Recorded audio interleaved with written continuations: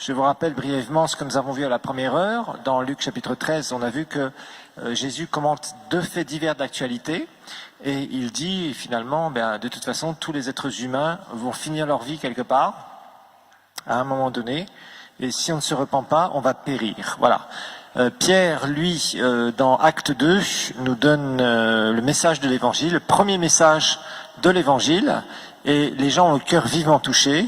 Et directement, la première chose que Pierre leur dit, c'est « repentez-vous ». Donc nous avons commencé à voir la définition du verbe « se repentir » et on a vu que se repentir, d'abord, c'est se détourner du péché d'une manière générale, ça c'est clair. Ensuite, c'est se tourner vers la solution que Dieu a donné aux hommes. Donc c'est pas une solution, c'est pas un bricolage, c'est pas chacun dit moi je pense que j'aurai aucun problème avec Dieu si je fais comme ça ou comme ça ou comme... Non, c'est pas comme ça. C'est un message absolument exclusif. Il y en a pas d'autre. C'est le seul. Et je sais que parfois le christianisme, en tout cas le vrai christianisme, le message de l'Évangile a été critiqué pour son radicalisme de ce côté-là, mais désolé, il n'y a qu'une seule possibilité, c'est au travers du sacrifice de Jésus. C'est la solution qui a été donnée par le Seigneur, par Dieu, et il n'y en a pas d'autre. Voilà. Ensuite, on a vu que Paul, quand il prêchait, lui, se focalisait sur quoi? Il prêchait à des inconvertis, se focalise sur Christ, et Christ crucifié, et bien sûr ressuscité, mais toujours sur la croix. Ça c'est important, c'est le message absolument fondamental que Paul prêchait à des inconvertis. Il leur prêchait pas une religion, il leur prêchait pas une adhésion, il leur prêchait pas un bricolage, il leur prêchait Christ mort et ressuscité, bien évidemment. Alors on a vu que se repentir, c'est faire demi-tour, ok? Je marche dans une direction, dans mes péchés, je suis pécheur perdu, je marche direction de l'enfer. Si jamais je meurs physiquement, c'est fini. Nous verrons, la Bible est très claire là-dessus et très radicale là-dessus. Il est réservé aux hommes de mourir une seule fois et après vient le jugement. Il n'y a pas d'autre possibilité de bricolage ou quoi que ce soit. Nous découvrirons ce qu'est le monde invisible. Très important, hein, vous aurez des enseignements sur le monde invisible. Alors, ensuite, on voit que c'est se repentir, donc c'est se détourner de cette direction, faire demi-tour directement. Piouf! D'un seul coup, je fais demi-tour et ayant réalisé ma condition de pécheur, l'urgence où je dois me tourner vers la croix de Jésus. Voilà, c'est ça vraiment se repentir. Ensuite, on a vu que se repentir, bien sûr, on ne peut pas se changer soi-même. Ça, c'est important. Donc, on a vu le rôle fondamental du Saint-Esprit dans le pécheur qui est perdu et comment le pécheur doit être d'abord convaincu de péché.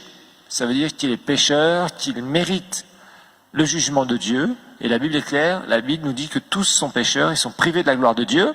Ensuite, on a vu convaincu de justice, ça veut dire que la personne doit réaliser pleinement qu'elle ne peut pas se changer soi-même. Tu ne peux pas te changer toi-même, personne ne peut se changer soi-même parce que c'est un problème de nature. Et c'est justement là où on verra que la nature du péché doit être changée en nature divine. Et ce qui va opérer ça, c'est le miracle de la nouvelle naissance. Et nous découvrirons ce passage merveilleux de l'Évangile selon Saint Jean au chapitre 3 qui nous parle justement de naître de nouveau et justement ce miracle, le plus grand des miracles qu'un être humain peut expérimenter.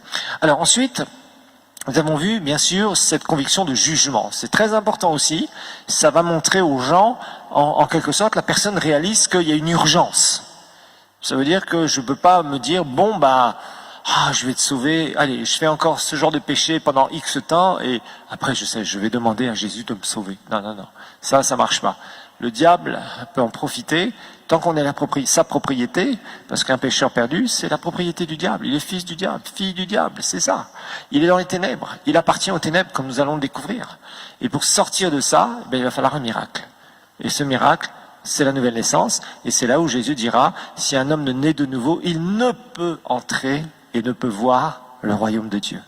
L'entrée dans le royaume, c'est le salut, justement, c'est la nouvelle naissance, ça sera un miracle, le plus grand des miracles qui s'opère dans la vie d'un être humain.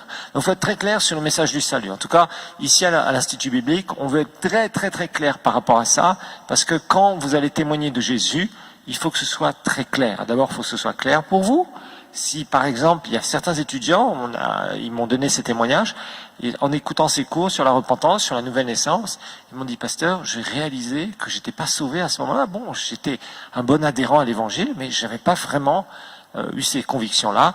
Et quand ils ont entendu l'enseignement, ils ont dit, waouh! Et d'un seul coup, ça a créé quelque chose en eux, et ils se sont sincèrement repentis et ont reçu Christ comme leur sauveur personnel. Voilà. Vous savez, parfois, l'ignorance nous trompe. L'ignorance, des fois, nous séduit bêtement. Et puis, quand on est vraiment sauvé, on aime bien aussi avoir des preuves de notre salut, des marques comme quoi on est sauvé et on a l'assurance du salut. Nous découvrirons qu'est-ce que c'est que l'assurance du salut, c'est important. Moi, personnellement, dans ma vie, pendant des années, j'avais des doutes sur mon salut. Ah là là, le diable jouait avec ça, avec moi. Il essayait de me décourager, de ne plus continuer à marcher avec le Seigneur, en mettant des doutes dans mon cœur. Donc tout ça, ça sera écarté de votre vie si vous êtes bien enseigné et que vous pratiquez la parole de Dieu. Voilà. Alors, donc, les gens peuvent passer par une fausse repentance, justement, quand ils ne sont pas convaincus de péché ou de justice ou de jugement. Donc, la repentance, ça va être vraiment quelque chose de très important par lequel une personne doit passer. Alors, une autre définition, notez que la repentance, une autre définition de la repentance, on a vu se détourner du péché de manière générale, faire un demi-tour, oui. Maintenant, on va voir, la repentance, c'est un changement radical de pensée.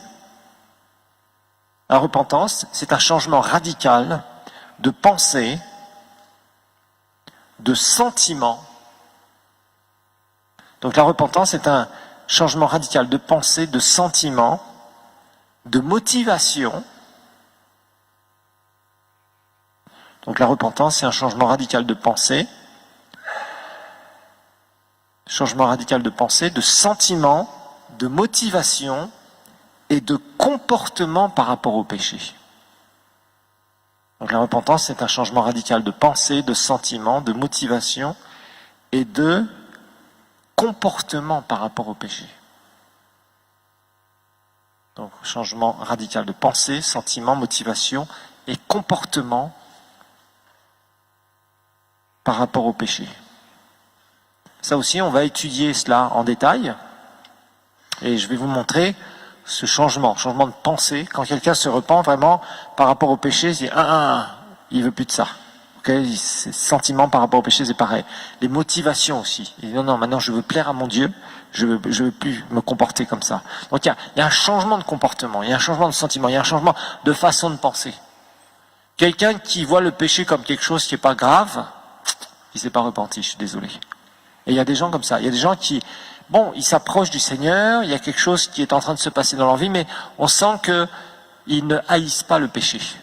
Maintenant, ça ne veut pas dire qu'on ne peut pas tomber en tant que chrétien. On verra justement.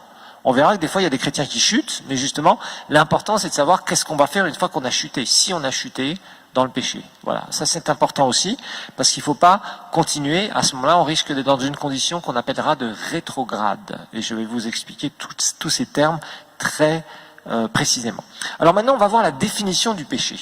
Définition du péché, parce qu'on parle de se repentir de ses péchés, ok, mais c'est quoi le péché finalement? Alors on va regarder Romains 6, 23. Romains 6, 23. Épître aux Romains, chapitre 6, verset 23. Si vous avez encore du mal à vous repérer dans vos Bibles, c'est pas grave.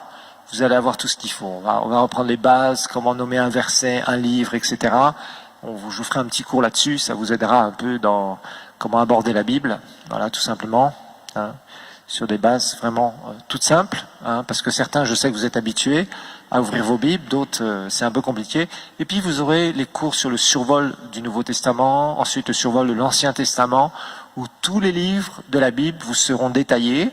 On parlera de l'auteur, on parlera des grands thèmes de chaque livre, on parlera de la division du livre, c'est-à-dire comment un peu par chapitre, comment on divise le livre, etc., etc. Donc après vous saurez vous repérer beaucoup plus facilement. Mais rappelez-vous, la parole de Dieu, c'est quelque chose d'indispensable que vous devez avoir sur papier. Les Bibles électroniques, c'est pas mal, mais c'est pas très pratique si vous voulez étudier la parole de Dieu. Ok, donc toujours ayez une Bible sur papier, c'est très important. Et puis petit à petit, vous allez vraiment aimer la parole de Dieu, parce que vous allez découvrir que c'est une puissance extraordinaire. C'est un outil merveilleux. Vous allez la comprendre. C'est sûr que quand on comprend pas beaucoup la Bible au départ, c'est toujours un livre qui est difficile à aborder comme ça, surtout quand on ne nous explique pas comment faire. Ne vous inquiétez pas, ça va venir au fur et à mesure, et vous verrez d'ici quelques mois déjà, vous aurez fait d'immenses progrès, et à la fin de l'année, déjà la Bible, bon, vous saurez vraiment ce qu'elle a. Maintenant, il faut passer du temps à la lire, on apprendra à la méditer aussi, on apprendra à la mettre en pratique, etc., etc. D'accord? Donc ça va venir, ne vous inquiétez pas, au fur et à mesure. Alors la Bible nous dit, le salaire du péché, c'est la mort. Mais le don gratuit de Dieu, c'est la vie éternelle en Jésus-Christ, notre Seigneur. Donc le salaire du péché. Donc la Bible va nous parler du salaire du péché. La Bible ne rigole pas concernant le péché. C'est pas un truc qu'on prend à la légère. C'est quelque chose de très sérieux.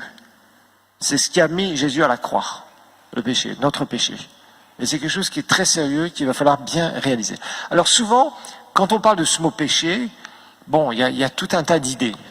Si vous avez un passé très religieux, vous avez classifié les péchés. Il y a les petits, les grands, il y a les véniels, il y a les péchés par omission, il y a les péchés, etc., etc. Vous savez, il y a toutes sortes de trucs qui ont été un peu inventés et bricolés par les religions. Donc, d'abord, on va voir ce que ça veut dire. Qu'est-ce que ça veut dire le mot péché? Le mot péché, c'est un mot grec qui veut dire manquer le but. C'est le mot amartia. Vous verrez ça dans vos syllabus pour l'orthographe. En fait, ça veut dire, le mot péché, littéralement, veut dire manquer le but, manquer la cible, manquer le but. C'est ça que ça veut dire, le mot péché.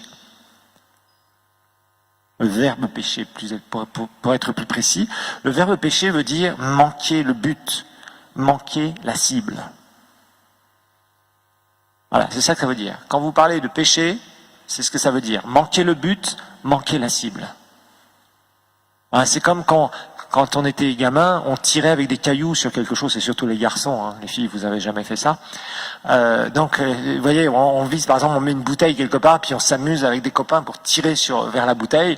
Et puis si vous êtes aussi maladroit que moi quand vous tirez, vous visez toujours à côté. Mais il y a des gens, je ne sais pas, moi j'avais un copain comme ça, il tirait tout le temps, mais paf, dans le mille. Là. Bon, et manquer le but, c'est justement ne pas être dans le mille, c'est passer à côté. Voilà, passer à côté. À côté de quoi? À côté de ce pourquoi Dieu t'a créé. Voilà, ce pourquoi Dieu a créé l'homme. Voilà, péché, c'est passer à côté de ce pourquoi Dieu nous a créés.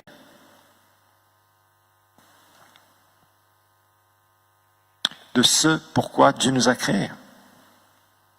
Et il nous a créés pour être en relation avec lui, en harmonie avec lui. Donc, péché, c'est passer à côté de ce pourquoi Dieu nous a créés. Dieu nous a créés pour être en harmonie avec lui. Dieu nous a créés pour que nous puissions faire des actions qui lui plaisent, avec les motivations qui lui plaisent. Et péché, c'est quand tu passes à côté de ça. Voilà. Dieu a mis un certain nombre de choses, de règles pour l'homme, et quand on pêche, c'est qu'on passe à côté de ça. Voilà. Ne pas dire la vérité, mentir, c'est péché. Pourquoi? Parce que Dieu est un Dieu de vérité. Voilà, par exemple. Tout simplement. Vous voyez, des choses comme ça. Et on découvrira justement dans le Nouveau Testament qu'il n'y a pas eu de liste de péchés comme dans l'Ancien Testament. Et on verra pourquoi. Je vais vous expliquer certaines choses sur le fait que vous soyez né de nouveau. Quand on est né de nouveau, on a une conscience. Donc, Dieu nous a laissé un libre choix. Ça aussi, il faut le comprendre. Vous savez, il n'y a rien qui est... si Dieu n'avait pas voulu que je fasse ça, il m'aurait empêché. Non. Tu n'es pas une machine. Une machine, ça se programme. Un ordinateur, ça se programme. Tu n'es pas une machine. Tu es quelqu'un qui a une volonté, tu es créé à l'image de Dieu. Tu as des choix à faire. Des choix qui peuvent être selon le Seigneur ou en dehors de ce que le Seigneur veut pour toi. Et à partir du moment où on fait quelque chose en dehors de ce que le Seigneur a pour nous, quand un homme est pécheur, il fait toujours des choses en dehors de ce que Dieu a pour lui. C'est normal parce qu'il appartient au diable. C'est pour ça que la Bible nous dit que tous ont péché et sont privés de la gloire de Dieu. Mais grâce soit rendue à Dieu justement parce que il nous a donné son amour, sa grâce, sa miséricorde et son pardon. Voilà, c'est pour ça. En fait, Dieu a voulu enfermer les hommes, tous les hommes dans le péché, dans la désobéissance, pour qu'ils puissent faire grâce à tous. Pour qu'on ne dise pas, moi, j'étais assez bien, j'ai réussi à plaire à Dieu. Non, personne qui est pécheur, quelqu'un qui n'est pas sauvé, ne peut pas plaire à Dieu. Parce que sa nature, c'est la nature du péché. Donc, Dieu nous donne un choix, justement. Alors maintenant, nous allons voir la leçon numéro 2 qui est le péché. Leçon numéro 2, c'est pas forcément cours numéro 2, ça va dépendre, d'accord? Donc la deuxième partie de ce cours, c'est le péché et la vraie repentance. Le péché et la vraie repentance. Et là, je vais frapper sur des mentalités religieuses que vous pouvez avoir. Je vais vous expliquer quelque chose ici, très important. Donc le péché et la vraie repentance. On va continuer à parler du péché. Et là, on va montrer ce que c'est que le péché. Parce que pour l'instant, on a donné une définition assez large. Péché, c'est manquer le but, se faire des choses pour lesquelles Dieu ne t'a pas créé. Alors notez, numéro 1, petit 1. Alors là, certains, vous allez avoir du mal à comprendre ça, surtout ceux qui venaient des religions. Si la religion est quelque chose de très fort chez vous, ou que si vous êtes peut-être un gros protestant religieux encore aujourd'hui, ça va être un peu difficile à accepter, mais je vais vous prouver des choses par l'écriture, d'accord? L'important, c'est de prouver les choses par l'écriture. C'est pas des idées qu'on peut avoir, ok? Alors notez que le péché est une action. Le péché est une action. Là, je vais entamer un sujet qui, au début, certains, vous allez être un peu secoués, mais je vais vous montrer dans la parole de Dieu, d'accord? Parce que, il y a beaucoup de gens qui pensent, écoutez bien, qu'on peut pécher par la pensée. On commence à taper là sur les mentalités religieuses. Beaucoup de gens pensent que le péché, ça peut être par la pensée. Nous allons voir que la Bible dit que le péché est toujours une action. Je vais vous le prouver dans l'Écriture. Parce qu'il y a toujours des idées. Vous savez, il y a souvent des idées sur des termes bibliques. Nous allons découvrir que on ne peut pas pécher par la pensée. Vous allez me dire, si, j'ai un verset biblique. Oui, t'en fais pas, on va en parler. Laisse 2 minutes. Parce que déjà, vous mettez le programmateur de versets bibliques, pour certains d'entre vous. Attendez, je vais vous montrer quelque chose. On va montrer, la parole de Dieu va nous montrer qu'on ne peut pas pécher par la pensée, mais on va pécher par l'action. Ok? Jacques chapitre 1. Jacques chapitre 1. Et je vous montrerai Matthieu chapitre 5, ne vous inquiétez pas. Je sais que certains, vous avez déjà pris le bouclier en disant, si, il y a Matthieu chapitre 5, ne vous inquiétez pas. Certains, vous connaissez bien l'écriture, je vais vous montrer quelque chose. Jacques chapitre 1, verset 13 au verset 15. Très important de comprendre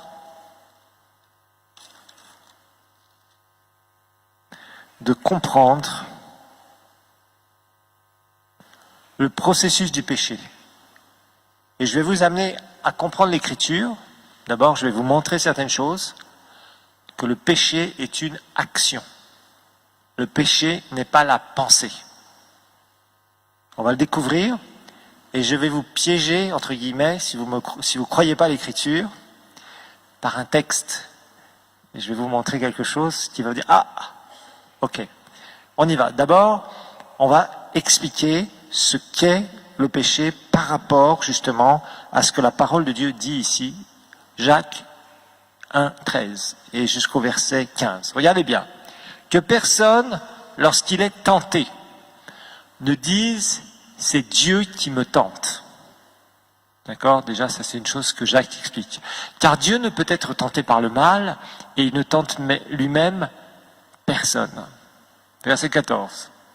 Mais chacun est tenté quand il est attiré et amorcé par sa propre convoitise. Donc la tentation, c'est quoi? La tentation, c'est quelque chose qui vient où d'abord? Est-ce que la tentation est une action? Non. La tentation, c'est quoi? Par exemple, tu es un garçon, tu es allongé sur ton lit, tu fermes les yeux et d'un seul coup, dans ta tête, il y a plein d'histoires de femmes nues, etc., etc. Et qu'est-ce qui se passe? Tu es tenté à quoi faire? À te masturber. Bon, tant que tu ne t'es pas masturbé, tu n'as pas péché. Par contre, tes pensées commencent à t'amorcer. La convoitise, reviens au verset 14 s'il te plaît, merci. Mais chacun est tenté quand il est attiré et amorcé. amorçage, un amorçage. Vous savez, c'est comme, ça fait penser à une amorce quand vous pêchez un poisson.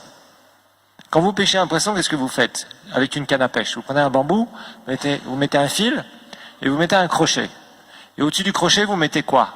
Un appât, ce qu'on appelle. L'appât, c'est la nourriture que le poisson va regarder. Et quand le poisson commence à être attiré par l'appât, qu'est-ce qu'il va faire? Il va ouvrir sa bouche parce que il ne voit que l'appât. Il ne voit pas l'hameçon qu'il y a derrière, le crochet qu'il y a derrière pour l'attraper. C'est le piège de l'appât. Donc, il ouvre la bouche et d'un seul coup, il mord la nourriture que vous lui avez mis. Il se dit, ça va être très bon. Et quand il veut retirer sa bouche, le crochet l'a attrapé. Amorcé quand il est attiré, chacun est tenté quand il est attiré et amorcé par sa propre convoitise. Par exemple, un soulard, qu'est-ce qu'il fait? Quand il s'approche d'un cabaret, il suffit qu'il y ait une odeur qui fasse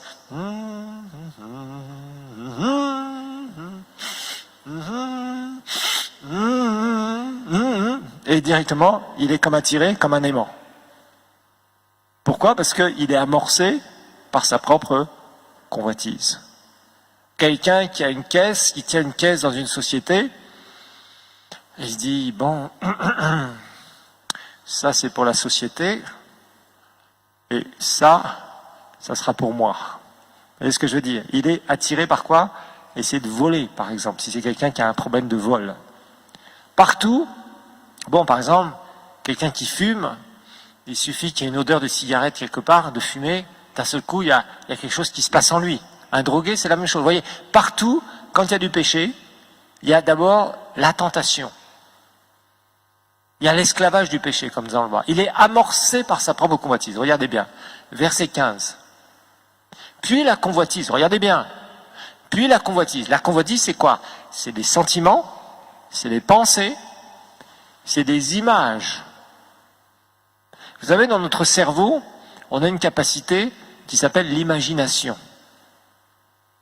Et dans le mot imagination, il y a le mot image. Des fois, tu peux fermer les yeux et avoir plein de trucs qui passent dans ta tête, comme des images qui passent, et ce ne sont pas des visions divines. Tu vois ce que je veux dire? Ce sont des choses qui vont essayer de te pousser vers le péché. Tant que ces images sont là, tu peux repousser. La Bible nous dit ici que c'est seulement la convoitise, lorsqu'elle a conçu, elle enfante le péché. Elle enfante le péché. Et celui-ci étant consommé produit la mort. Ok. Ça veut dire quoi? Ça veut dire que c'est comme un pistolet.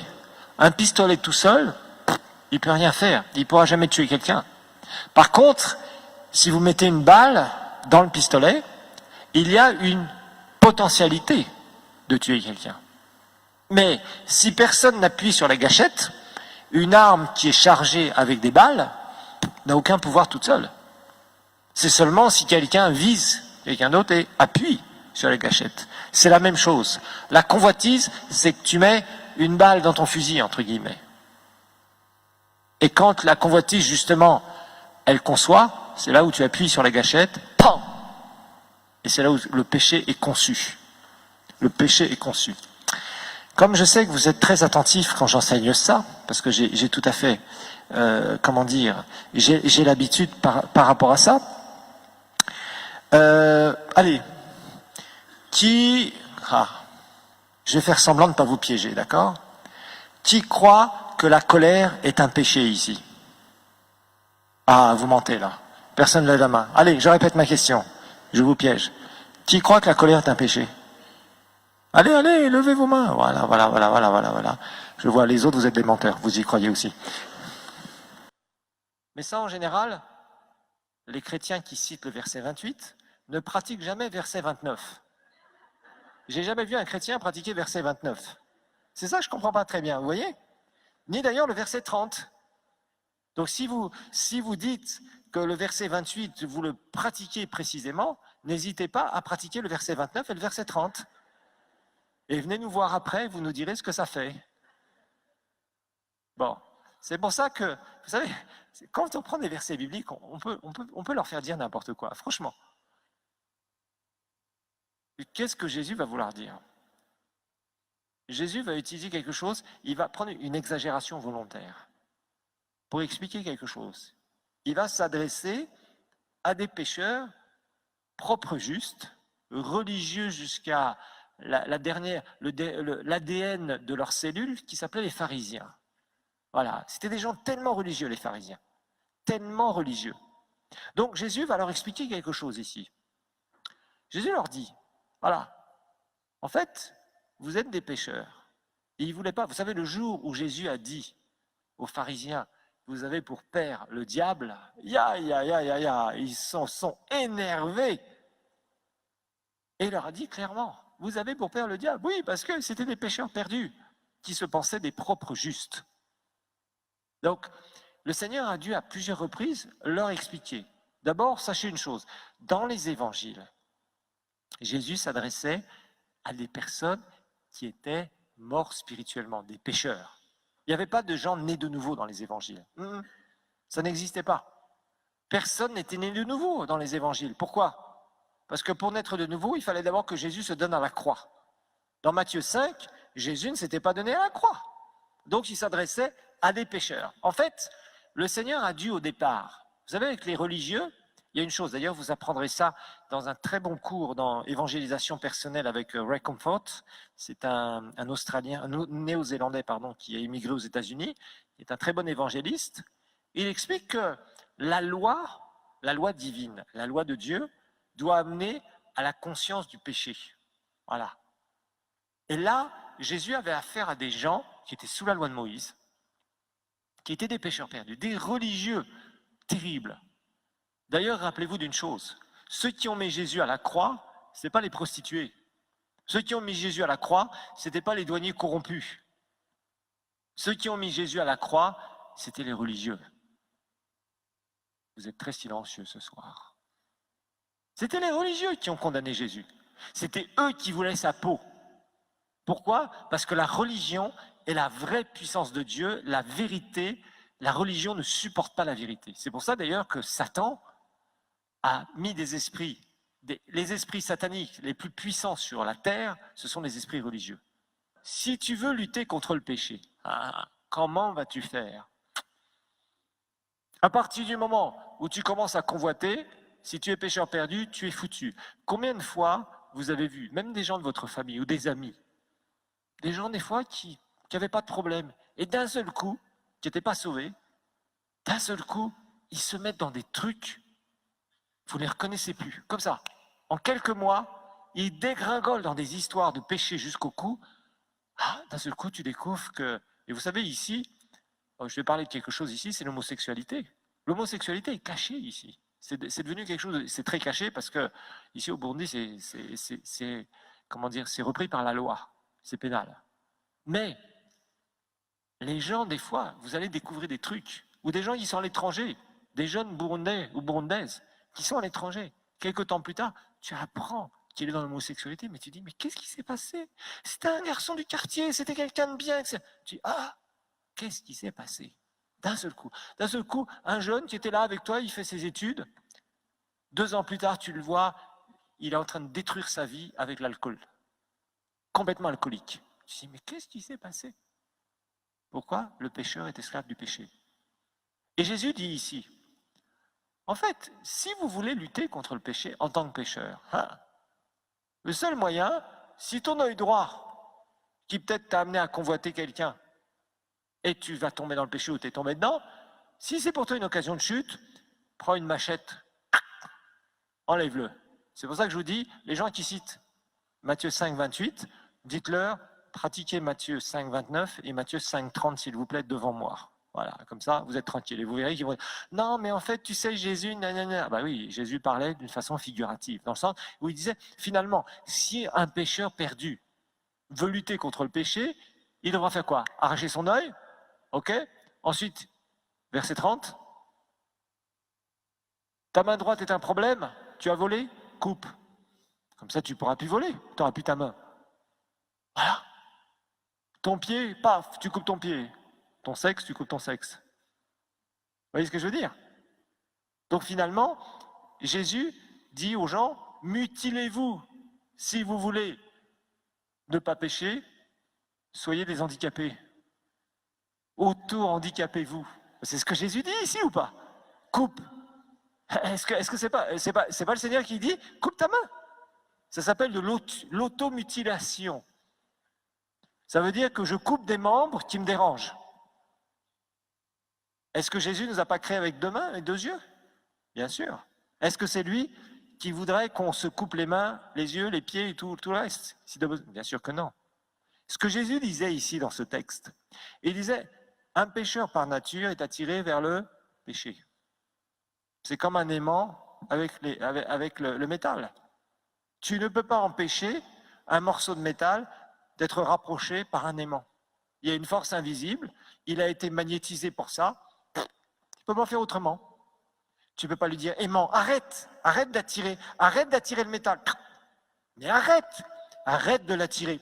Non, parce que par nature, il attire le métal. Vous voyez? Il a été fait pour ça. Un pécheur, il a été fait pour quoi? Enfin, il s'est fait pour quoi? Pour le péché. Finalement, Jésus leur dit, les gars, à l'intérieur, vous êtes morts, vous êtes des sépulcres blanchis, là. C'est bien, vous décorez bien l'extérieur, mais l'intérieur, c'est pourri. Aujourd'hui, on aurait utilisé les termites. Vous savez, les termites, parfois, moi j'avais une porte il y a longtemps dans une maison, il y avait l'encadrement de la porte, il y avait beaucoup de couches de peinture sur l'encadrement de la porte. Puis un jour, je ne sais pas, je suis passé par là, puis j'ai donné un petit coup de pied dans le montant de la porte. Et d'un seul coup, il y a tout un morceau qui est tombé de la porte, du montant de la porte. J'ai regardé, tout était creux en dessous. Alors qu'apparemment, il y avait de la jolie peinture à l'extérieur. Et puis après, j'ai mis mon doigt et j'ai vu que tout était bouffé par les termites. Voilà ce que c'est. Un pêcheur, il est bouffé à l'intérieur. Il est mort à l'intérieur. Et pour être changé, il ne peut pas être bricolé. À l'intérieur, il est mort. Il lui faut un changement de nature. Donc ici, Jésus est en train de parler du changement de nature. Ok? Donc il faut bien faire attention lorsque vous regardez la parole de Dieu. La parole de Dieu dit clairement, le péché est une action. On ne peut pas pécher par la pensée. Tu peux charger ton fusil avec des mauvaises pensées, avec des mauvais sentiments, oui, avec une volonté qui veut faire des choses. Des fois, tu peux avoir une volonté qui te dit, vas-y, fais-le. Si tu dis, non, je ne ferai pas ça, tu n'as pas péché. Par contre, si tu mets en action ces choses, c'est là où tu franchis la frontière du péché. Faisons bien attention, c'est ce que la parole de Dieu nous montre. Donc, rappelez-vous, la colère, on a vu, c'est un sentiment négatif. La jalousie est un sentiment négatif.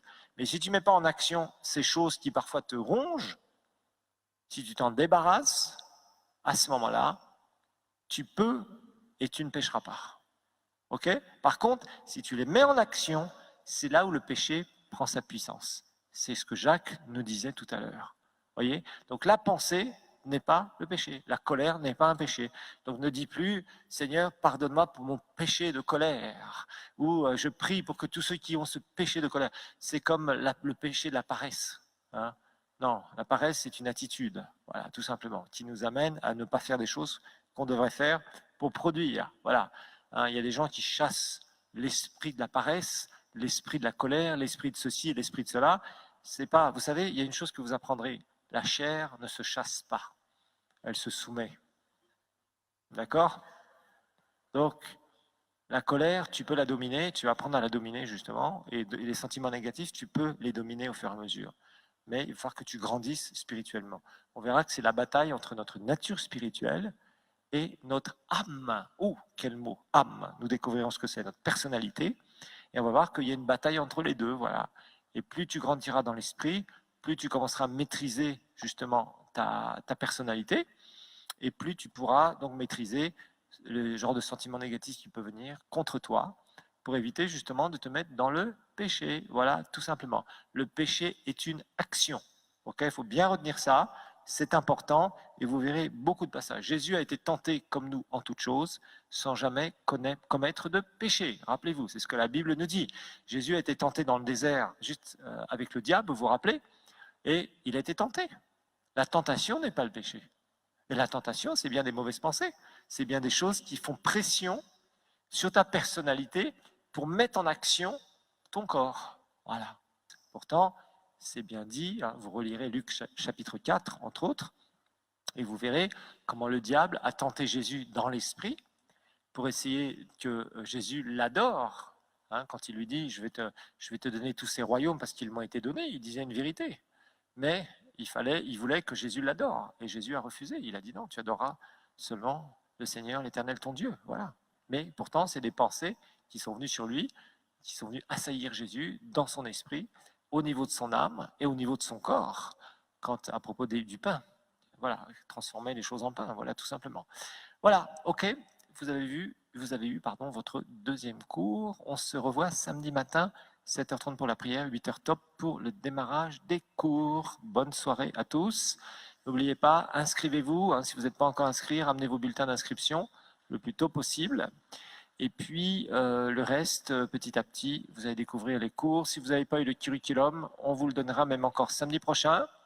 On vous donnera tout, il n'y a pas de souci, au fur et à mesure. Soyez bénis, et ceux qui nous suivent sur le Facebook, continuez à nous suivre, et vous aurez aussi les syllabus au fur et à mesure. Voilà.